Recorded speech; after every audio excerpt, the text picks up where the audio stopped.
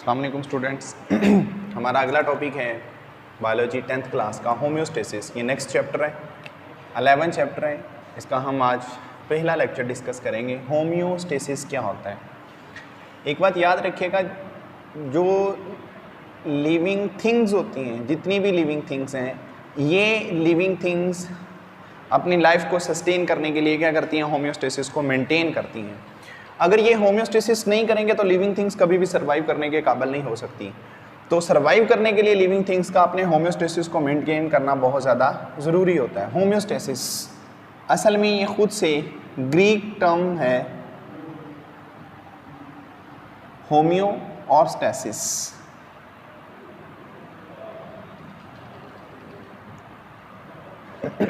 Homeo का मतलब होता है सेम, स्टेसिस का मतलब होता है स्टिल स्टैंडिंग। यानी कि इसमें होता ही है कि जो बॉडी की इंटरनल कंडीशंस होती हैं उनको सेम रखा जाता है। To maintain body internal condition, to maintain body internal condition at constant level despite change in external environment। अब वो बात ये कर रहे हैं कि बेसिकली तौर पर जो बॉडी की इंटरनल कंडीशंस होती हैं उन कंडीशंस को मेंटेन किया जाता है बावजूद इस चीज़ के कि आपका जो बैरूना माहौल है वो चेंज होता है। तो हो जाए, हमें उस चीज़ से कोई गर्ज नहीं। हमें अगर गर्ज है, हमें अगर प्रॉब्लम है तो वो बेसिकली तौर पर इंटरनल इन्वायरमेंट से है। हमने जो बॉडी की इंटरनल कंडीशन है, इस कंडीशन को कांस्टेंट लेवल पे मेंटेन करना होता है। ठीक है, चलें सपोज कर लें, एग्जाम्पल ले लें। हम बात करें किसकी, टेम्परेचर की। और टेम्परेचर के लिहाज से जिस एनिमल को डिस्कस किया जा रहा है वो कौन है, ह्यूमंस।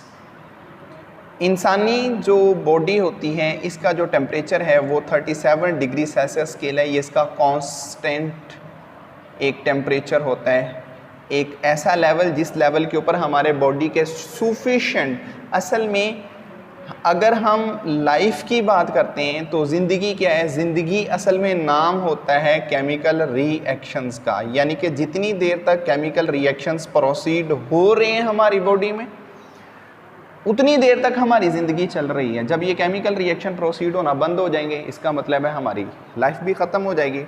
तो ये जो 37 डिग्री सेल्सियस स्केल जिसे हम कांस्टेंट लेवल पे लेके आने की कोशिश कर रहे होते हैं या हमने इसको मेंटेन किया होता है, ये क्यों? क्योंकि हमारे बॉडी के जितने भी एंजाइम्स हैं वो सफिशेंटली वर्क परफॉर्म कर रहे हैं किसके ऊपर, 37 डिग्री सेल्सियस स्केल के ऊपर। इन्होंने जो सफिशेंटली तौर पर अपना वर्क, अपना जो फंक्शन परफॉर्म करना होता है, किन्होंने, एंजाइम्स ने, वो 37 डिग्री सेल्सियस स्केल होता है। इसका मतलब है इतने टेम्परेचर को मेंटेन करना बहुत ज़्यादा ज़रूरी होता है। अब इस टेम्परेचर को हम रेगुलेट करते हैं। ये किस तरह से रेगुलेट करते हैं मैं आपको ये मज़ीद आगे बता देता हूँ। सपोज हमारा जो इन्वायरमेंट है, इस इन्वायरमेंट में टेम्परेचर जो सा होता है वो फ्लक्चुएट करता है। जो टेम्परेचर है उसकी फ्लक्चुएशन होती है। जब टेम्परेचर फ्लक्चुएट करता है तो विंटर सीजन के दौरान, यानी कि जब सर्दियां आती हैं उसके दौरान हमारे माहौल का टेम्परेचर 20 डिग्री सेल्सियस स्केल हो जाता है। जबकि जब समर सीजन आता है, गर्मियां आती हैं, उस दौरान हमारे जो इन्वायरमेंट का टेम्परेचर होता है वो 45 डिग्री सेल्सियस स्केल तक चला जाता है। ठीक है, लेकिन हम बात किसकी कर रहे हैं, बॉडी की। हमारा जो बॉडी है उसका टेम्परेचर कितना, 37 डिग्री सेल्सियस स्केल। देखें, टेम्परेचर की खासियत होती है वो अपने वार्मर इलाके से कूलर रीजन की तरफ मूव करता है। ठीक है, हमारा बॉडी सर्दियों के लिहाज से बात करें तो हमारे जिस्म का टेम्परेचर ज़्यादा होता है, जबकि जो हमारा इन्वायरमेंट होता है उसके जो टेम्परेचर उसका होता है वो कम होता है। हमारे जिस्म से टेम्परेचर यानी कि जो हीट होती है वो निकल कर माहौल के अंदर जाती है, जिसकी वजह से क्या होता है, हमें शिवरिंग होती है। शिवरिंग,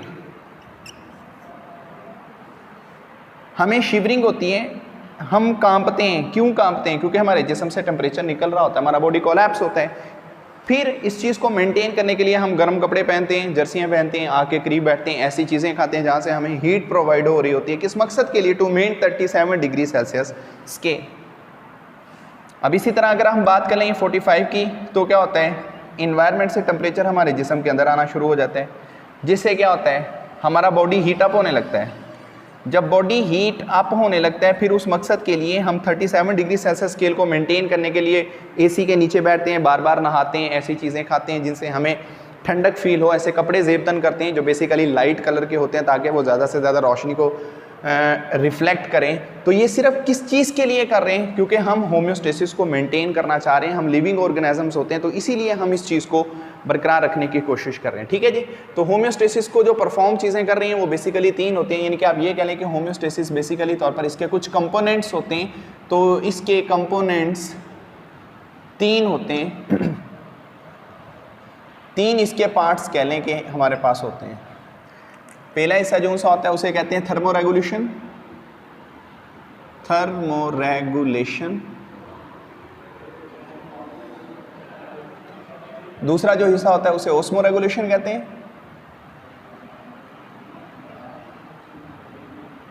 तीसरा हिस्सा जो सा होता है उसे एक्सक्रीशन कहते हैं।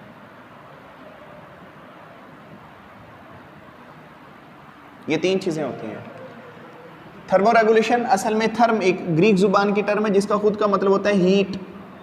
रेगुलेशन का मतलब होता है टू मेंटेन, यानी कि हम जिस चीज़ को यहाँ पर मेंटेन कर रहे हैं वो क्या है? Body heat. कौन सी body heat? Internal body heat, internal body temperature. हम इस चीज़ को मेंटेन करने की कोशिश कर रहे हैं। एग्जाम्पल ले लें, ह्यूमन बीइंग्स के लिहाज से 37 डिग्री सेल्सियस स्केल। ठीक है जी, हम इस चीज़ को मेंटेन कर रहे हैं। इसके बाद आप ओस्मो रेगुलेशन की बात कर लें तो ओस्मो का मानी होता है फ्लूइड, रेगुलेशन का फिर मानी क्या होता है? टू मेंटेन, यानी कि यहाँ पर हम क्या करते हैं? बॉडी वाटर और मिनरल्स उसे मेंटेन कर रहे होते हैं। बॉडी के अंदर जो वाटर है, बॉडी के अंदर जो मिनरल्स हैं, हम इन्हें क्या करते हैं? मेंटेन करने की कोशिश करते हैं। हम इस चीज़ को ओस्मो रेगुलेशन कहते हैं। एक्सक्रीशन का मानी क्या होता है? एक्सक्रीशन एक प्रोसेस है, इसकी हम बात करते हैं to eliminate the waste material. इसमें क्या होता है? जो वेस्ट मटेरियल होता है बॉडी का उसको एलिमिनेट किया जाता है। सपोज आप बात कर लें किस चीज़ की? यूरिन की। आप बात कर लें किसकी? फीसिस की। आप बात कर लें किस चीज़ की? कार्बन डाइऑक्साइड गैस की। हम इन चीज़ों को क्या करते हैं? बॉडी से एलिमिनेट करते हैं। तो ये प्रोसीजर कहलाता है एक्सक्रीशन। यानी कि होम्योस्टेसिस के अंदर ये 3 चीज़ें जो होती हैं इनको लेवलाइज्ड किया जा रहा होता है। जो भी ऑर्गेनिजम्स हैं वो कोई ना कोई इनमें से पहलू ज़रूर अपनाते हैं। किस मकसद के लिए? सिर्फ अपने होम्योस्टेसिस को मेंटेन करने के लिए। ठीक हो गया जी। अब जो हमारा अगला टॉपिक है उसमें उन्होंने बयान किया हुआ है homeostasis in plants. Homeostasis in plants हमारा ये टॉपिक है 11.1। अब पौधे भी क्या करते हैं? पौधे भी अपना होम्योस्टेसिस मेंटेन करते हैं, यानी कि पौधे भी जिस्म के अंदर से जो एक्सेस वाटर है, आयंस हैं, साल्ट हैं, उन्हें निकालते हैं। उसके बाद वो अपने जिस्म का टेम्परेचर भी मेंटेन करते हैं। उसके बाद वो अपने जिस्म के अंदर से ये जो एक्सक्रीशन है इसका अमल भी परफॉर्म करते हैं इनके, जिसके दौरान वो क्या करते हैं? जिस्म से बहुत सारी जो वेस्ट मटीरियल होता है उसको भी एलिमिनेट करते हैं। एक और बात याद रखिएगा, होम्योस्टेसिस सिर्फ यही नहीं कि ये मल्टी सेलुलर लेवल पर ही होती है। होम्योस्टेसिस ये पे की जा रही होती है सेलुलर लेवल पर भी और ऑर्गेनाइजेशन लेवल पर भी।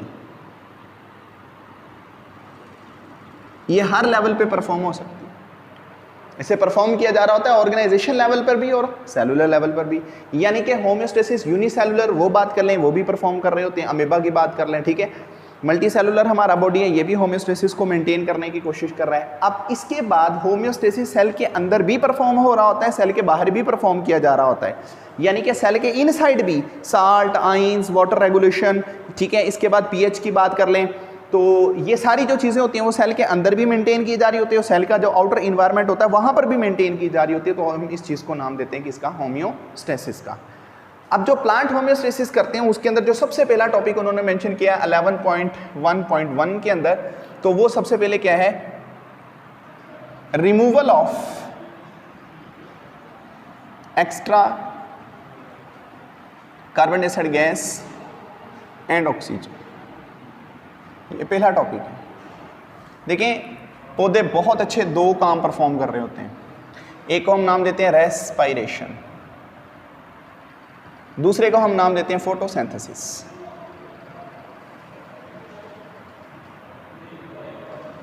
ये दो चीज़ें बहुत अच्छी काम मतलब परफॉर्म कर रहे होते हैं। दो रिएक्शंस हैं, केमिकल रिएक्शंस होते हैं जो बेसिकली तौर पर परफॉर्म किए जा रहे होते हैं किसके अंदर, पौधे के बॉडी के अंदर। तो इसीलिए हम इन रिएक्शंस को डिस्कस करते हैं किसके अंदर, बायोकेमिस्ट्री के अंदर, क्योंकि ये असल में रिएक्शंस हो रहे हैं ज़िंदगी के अंदर, तो इसीलिए हम इनका नाम रखते हैं बायोकेमिस्ट्री। रेस्पिरेशन, पौधे रेस्पायर करते होते हैं। कैसे? असल में पौधे ग्लूकोज इनके बॉडी के अंदर पड़ा होता है जिसे ऑर्गेनिक कंपाउंड कहते हैं। साथ में ये क्या इस्तेमाल करते हैं, ऑक्सीजन को। ये ऑक्सीजन माहौल से भी ले लेते हैं, जो ऑक्सीजन ये इलिमिनेट करते हैं ये वहाँ से भी मतलब कि जो ऑक्सीजन ये फोटोसिंथेसिस के दौरान ज़ाया करते हैं उसको कुछ बॉडी के अंदर इस्तेमाल कर भी लेते हैं, तो ये ऑक्सीजन वहाँ से आती है। ये ग्लूकोज और ऑक्सीजन जब दोनों आपस में रिएक्ट करती हैं, बदले में जो चीज़ प्रिपेयर्ड हो रही है वो क्या है, कार्बन डाइऑक्साइड गैस, साथ में वाटर, और साथ में यहाँ पर जो चीज़ पैदा होती है वो एनर्जी होती है। पौधा रेस्पिरेशन का प्रोसीजर, ये रिएक्शन जो सा होता है दिन टाइम भी कर रहा होता है, रात टाइम भी करता है, लेकिन हमें सबसे ज़्यादा फील कब होता है, जब रात का प्रोसीजर होता है, क्योंकि दिन के वक्त रेस्पिरेशन के साथ जो प्रोसेस चलता है वो फोटोसिंथेसिस होती है। दिन के वक्त फोटोसिंथेसिस का लेवल पीक पे होता है, लेकिन जो रेस्पिरेशन हो रही है वो हो तो रही होती है, लेकिन वो इतने पीक लेवल पे नहीं हो रही होती। इसीलिए रेस्पिरेशन के दौरान बनने वाली जितनी भी प्रोडक्ट्स होती हैं वो सारी इस्तेमाल हो जाती हैं फोटोसिंथेसिस में। मैं रिएक्शन लिखाऊंगा, आपको समझ लग जाएगी कि जो यहाँ पर रिएक्टेंट्स हैं वो इस रिएक्शन की प्रोडक्ट होते हैं, जो यहाँ पर प्रोडक्ट हैं वो इस रिएक्शन की रिएक्टेंट्स होती हैं। ठीक है, तो अब यहाँ पर जो वेस्ट प्रोडक्ट निकल रही है, बात हम कर रहे हैं गैस की, तो ये कार्बन डाइऑक्साइड गैस जो से होती है ये एक्स्ट्रा होती है, ये असल में एक वेस्ट प्रोडक्ट होता है, तो इसको जिस्म से निकालना बहुत ज़्यादा लाजम होता है। ठीक है, अगर इसको नहीं निकाला जाएगा, ज़्यादा कार्बन डाइऑक्साइड गैस आने पे पौधे को नुकसान भी हो सकता है। पौधा फिर क्या करता है, इस कार्बन डाइऑक्साइड गैस को जिस्म से बाहर निकालता है। क्यों बाहर निकालता है मैं आपको बताता हूँ। यहाँ पे देखिएगा, कार्बन डाइऑक्साइड गैस रिएक्ट करती है वाटर के साथ, बदले में जो चीज़ बनती है C6H12O6 और साथ में ऑक्सीजन। यहाँ पर जो चीज़ इस्तेमाल हो रही होती है वो सनलाइट एनर्जी हो रही है। ठीक है, अब यहाँ पर देखा जाए तो जो वेस्ट बन रहा है वो ये वाली गैस है ऑक्सीजन, ये एक वेस्ट के तौर पर पैदा हो रही है। ये ऑक्सीजन फोटोसिंथेसिस के दौरान वेस्ट है, लेकिन ऑक्सीजन को निकालकर उसकी जगह कार्बन डाइऑक्साइड गैस को लाना बहुत ज़्यादा ज़रूरी होता है। और ये कार्बन डाइऑक्साइड गैस इस रिएक्शन की क्या होती है, प्रोडक्ट होती है, तो लेकिन ये भी वेस्ट होती है। फिर रेस्पिरेशन के नतीजे में जो कार्बन डाइऑक्साइड गैस वेस्ट होती है वो यहाँ पर असेंशियल होती है और इसका इस्तेमाल कर लेते हैं। इसका मतलब ये हुआ कि फोटोसिंथेसिस के दौरान जो गैसेस एक्सचेंज होनी होती हैं वो बहुत लाजम होता है।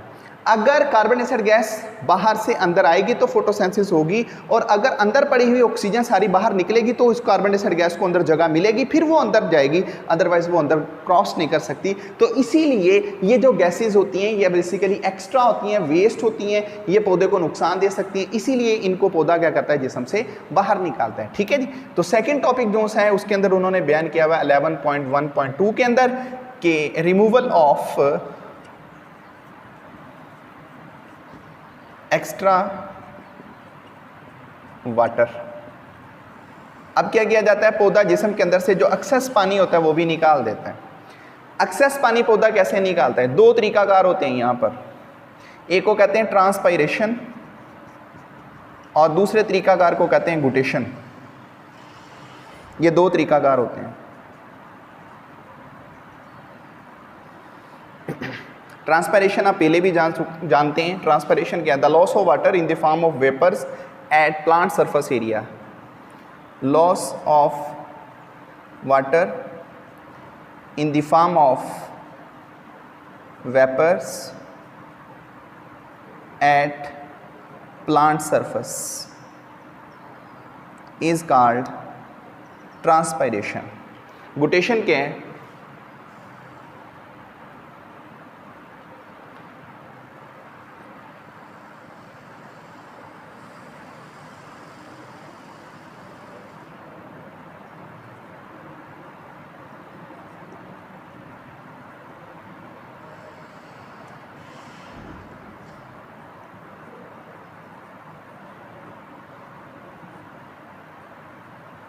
The production of water drop at the edge of leaf, तो इस चीज़ को हम गुटेशन कहते हैं। गुटेशन सभी पौधे नहीं करते, लेकिन ट्रांसपायरेशन जो होती है वो सभी पौधे करते हैं। गुटेशन कुछ स्पेसिफिक पौधे होते हैं, और दूसरी बात ये गुटेशन डिपेंड कर रही होती है सॉइल के ऊपर भी, कि वो जो सॉइल कैसी है, ठीक है। तो ट्रांसपायरेशन किस तरह से होती है, गुटेशन किस तरह से होती है, चलें हम यहाँ इसको वाजे करते हैं।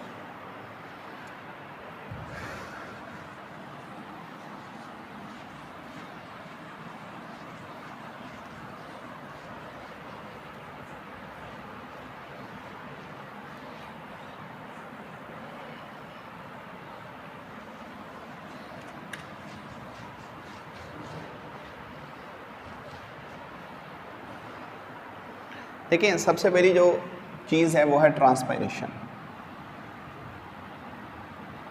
ट्रांसपायरेशन क्या होता है? सपोज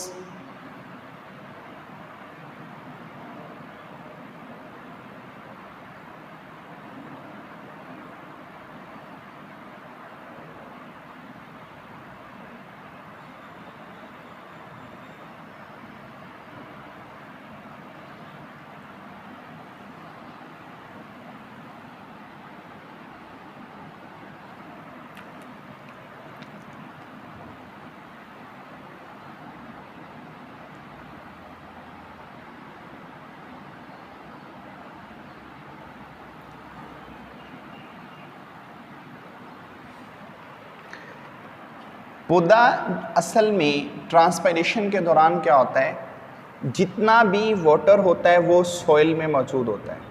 सपोज ये हमारे पास वाटर है H2O, ये सॉइल में मौजूद होता है। पानी, जब पौधे को मिनरल्स चाहिए होते हैं, पौधा क्या करता है, जारी सी बात है, जितने भी मिनरल्स होते हैं वो पानी के अंदर डिसॉल्व होते हैं। अब जो मिनरल्स पानी के अंदर डिसॉल्व होते हैं उनको रूट्स के ज़रिए से एब्जॉर्ब कर लिया जाता है। पानी जितना भी होता है वो रूट के ज़रिए एब्जॉर्ब हो जाता है। अब पानी कहाँ पैदा हो रहा है? पानी तो बेसिकली तौर पर रेस्पिरेशन के नतीजे में भी पैदा हो रहा है। यानी कि सपोज अगर एक पौधा नीचे यानी कि सॉइल से पानी 100% के करीब खींच रहा है, यानी कि जो पानी ये नीचे सॉइल से खींच रहा है उसकी जो एब्जॉर्प्शन है वो 100% है, तो 100 का 100% पानी पौधा यूज़ नहीं करता। पानी इस 100% में से सिर्फ 1% के करीब यूज़ किया जाता है। बाकी जो पानी होता है 99% के करीब उसको क्या किया जाता है, इवेपोरेट किया जाता है। जब इवेपोरेट किया जाता है तो उस दौरान क्या होता है, यहाँ से जो पानी नीचे से आ रहा था, यानी कि ये पौधे के अंदर बेसिकली तौर पर जाइलम के बंडल्स लगे हुए होते हैं, उन बंडल्स के ज़रिए से पानी यहाँ जाता है, और यहाँ से पानी क्या होता है, स्टोमेटा के रास्ते पौधे के पत्ते से इवेपोरेट होने लग जाता है। अब जो पानी यहाँ से इवेपोरेट होता है वो पानी एक तो जिस्म के अंदर ऑस्मो रेगुलेशन करता है, दूसरी बात ये जैसे ही पानी इवेपोरेट होता है तो पौधे को कूलिंग इफेक्ट्स मिलते हैं, जिससे पौधे का टेम्परेचर भी रेगुलेट होना शुरू हो जाता है। तो ये पानी जो सा होता है दो काम परफॉर्म करता है, एक थर्मो रेगुलेशन और एक ऑस्मो रेगुलेशन। ये तो ट्रांसपायरेशन है। अब गुटेशन क्या है? गुटेशन समटाइम ऐसा होता है, कुछ प्लांट हैं, चले पहले सॉइल की बात करते हैं। असल में गुटेशन उस जगह होती है जहां पर सॉइल के अंदर पहले ही वाटर की मिकदार बहुत ज़्यादा होती है, यानी कि जो सॉइल होती है वो सैचुरेटेड होती है, किससे? पानी से।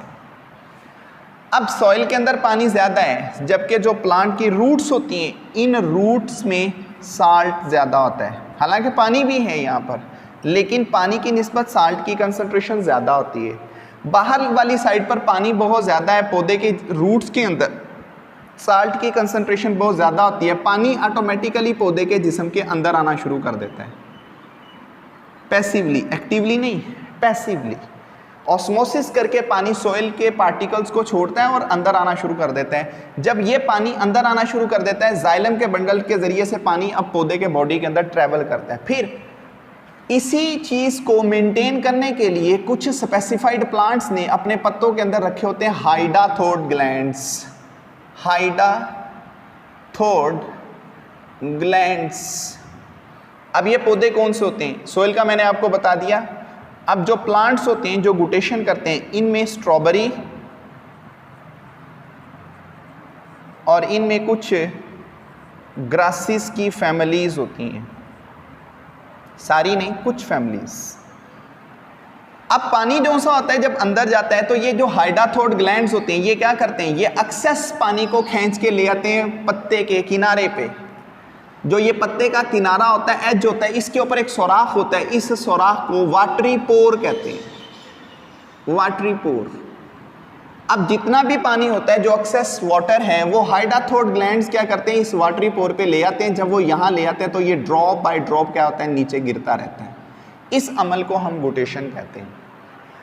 ये वाला प्रोसीजर दिन के वक्त भी हो रहा होता है, लेकिन दिन के वक्त आपको फील नहीं होगा। क्यों फील नहीं होगा? क्योंकि दिन के वक्त जब सूरज की रोशनी पड़ती है तो पानी बिल्कुल इसी तरह, जिस तरह ये इवेपोरेट हो रहा है, तो ये गुटेशन वाले जो ड्रॉप्स होते हैं ये भी इवेपोरेट हो जाती है, इसीलिए हमें फील ही नहीं होते। लेकिन ये वाले जो ड्रॉप होंगे ये आपको रात के वक्त ज़्यादा फील होंगे। रात के वक्त एक और चीज़ होती है, जब हम रात सुबह के वक्त बात करते हैं तो वो कुछ पौधे होते हैं उनके ऊपर वाटर जो सा होता है वो पड़ा होता है, पानी के ड्रॉप बने होते हैं। वो बेसिकली क्या होता है, हम उसे ड्यू ड्रॉप्स कहते हैं। वो शबनम के कतरे होते हैं, वो गुटेशन का अमल नहीं होता, वो असल में ज़मीन का जो टेम्परेचर होता है उसमें चेंजिंग की वजह से होती है। दिन के वक्त आपको पता है गर्मी ज़्यादा पड़ने की वजह से सारा पानी इवेपोरेट हो जाता है। रात के वक्त वो टेम्परेचर डिक्रीज होता है तो वो जो पानी के वेपर्स ऊपर गए होते हैं वो कंडेंस हो जाते हैं। जब वो कंडेंस होते हैं वो वाटर के जो वेपर्स होते हैं वो एक दूसरे के साथ मिलते हैं, मिलने की वजह से वो ड्रॉप बना देते हैं। वेट इतना ज़्यादा होता है वो नीचे गिर जाते हैं।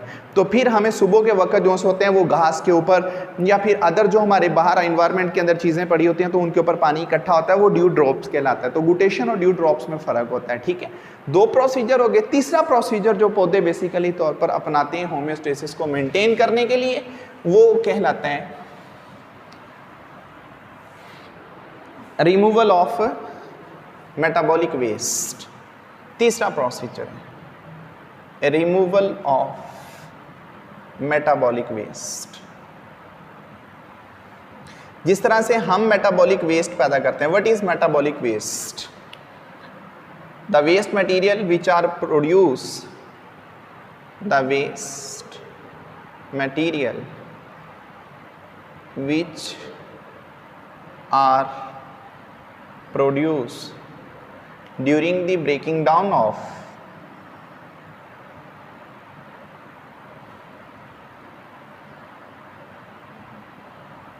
larger molecules is called metabolic waste. Suppose glucose है C6H12O6 ब्रेक हो जाता है, बदले में कार्बन डाइऑक्साइड गैस पैदा होती है, साथ में वाटर और एनर्जी। ये चीज़ें क्या है? मेटाबॉलिक वेस्ट होती हैं, ठीक है। इसी तरह अगर आप बात कर लें अमाइनो एसिड की, तो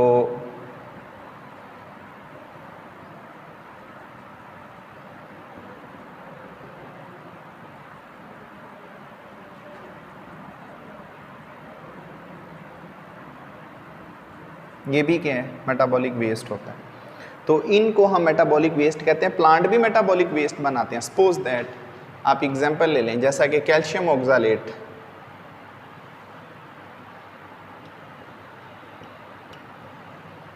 रेजन्स, गम्स, लेटेक्स, म्यूसिलेज, ये वाला जो कंपाउंड होता है ये हार्मलेस होता है, यानी कि इतना नुकसान नहीं देता। तो बहुत सारे पौधे क्या करते हैं, अपना मेटाबॉलिक वेस्ट डायरेक्ट भी रिलीज़ कर देते हैं, लेकिन कुछ जो होते हैं वो अपने जिस्म के अंदर स्टोर करना शुरू कर देते हैं, पत्तों में, स्टेम में, रूट्स में, फ्रूट्स के अंदर। तो जैसे कि कैल्शियम ऑक्सालेट टमाटर के अंदर, जो टमाटर की स्किन होती है उसके अंदर पौधा क्या करता है, अपना कैल्शियम ऑक्सालेट सारा स्टोर कर लेता है, वो पौधे को नुकसान नहीं देता। तो ये एक मेटाबॉलिक वेस्ट होता है। रीजन्स की बात कर लें तो बहुत सारे पौधे होते हैं जो बेसिकली रीजन्स बनाते हैं, जैसा कि कॉनिफर्स के जो प्लांट होते हैं वो रीजन्स पैदा करते हैं। गम्स की बात कर लें तो कीकर, जिसे अरेबिकेशिया कहते हैं, ये गम्स पैदा करती है। लेटेक्स या रबर की बात कर लें, ये बेसिकली तौर पर रबर प्लांट होते हैं।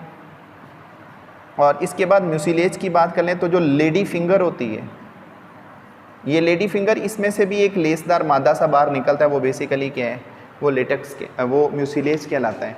ये जितनी भी चीज़ें हैं ये पौधे का वेस्ट होती हैं, हमारे लफ्ज़ों में पौधे का वेस्ट है, लेकिन दर हकीकत पौधा इन चीज़ों को डिफरेंट पर्पज़ के लिए यूज़ कर सकता है। जैसा कि ऑइंटमेंट है, कोई ज़ख्म लग जाता है, कट लग जाता है, उसकी रिपेयरिंग के प्रोसेस के अंदर ये इस्तेमाल किया जाता है। इंसेक्ट्स को अपने ऊपर अटैक ना करने देने के लिए ये उसका वेपन्स होते हैं, केमिकल वेपन्स होते हैं जिन्हें बायो वेपन्स कहते हैं, वो इनका भी इस्तेमाल कर सकता है। ठीक है जी। तो ये वेस्ट मटेरियल जो होते हैं, ये पौधा जो सा है अपने पत्तों में भी भर सकता है। अक्सर आपने देखा होगा पत्ते पीले हो जाते हैं, वो पीले क्यों होते हैं? इसीलिए पीले हो जाते हैं क्योंकि उनके अंदर वेस्ट मटेरियल स्टोर होना शुरू हो जाता है। तो एक बात याद रखिएगा, पौधे का पत्ता दो काम परफॉर्म करता है। प्राइमरी फंक्शन उसका फोटोसिंथेसिस का होता है, सेकेंडरी फंक्शन जो सा होता है वो वेस्ट मटेरियल को स्टोरेज करके उनको रिमूव करने का होता है। खज़ां के अंदर क्या करता है, पौधा अपने सारे पत्ते गिरा देता है। वो इसीलिए गिरा देता है क्योंकि उसके अंदर वेस्ट मटेरियल बहुत बढ़ चुका होता है। तो पौधा एक एक पत्ते के एक एक सेल से वेस्ट मटेरियल निकाले तो उसकी बहुत एटीपी खर्च होती है। तो इसीलिए वो क्या करता है, अपना जो ऑटम सीजन होता है उसके अंदर वो सारे लीव जो होता है वो शेड कर देता है, और फिर जो स्प्रिंग सीजन होता है उसमें वो न्यूली बना लेता है। तो ये पौधा क्या कर रहा है, सारा काम होम्योस्टेसिस में इन्वॉल्व कर रहा है। तो होम्योस्टेसिस जिस तरह हम करते हैं उस तरह प्लांट्स भी करते हैं। हम अगला टॉपिक एनिमल्स के अंदर पढ़ेंगे। तो ये हमारा आज का लेक्चर था।